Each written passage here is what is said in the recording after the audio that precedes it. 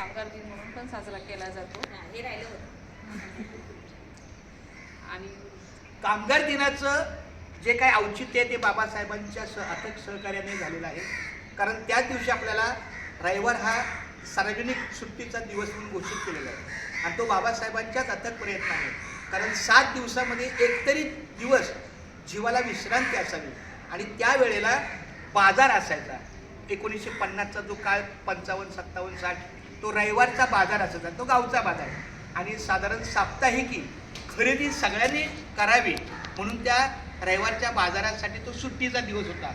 मग जर घरातली लोक त्या बाजाराला प्रेरित होतात तर आपला कर्मचारी सुद्धा आपल्या कुटुंबाबरोबर जावा हे वाचलेलं आहे, माझ्या मनचं नाही आहे.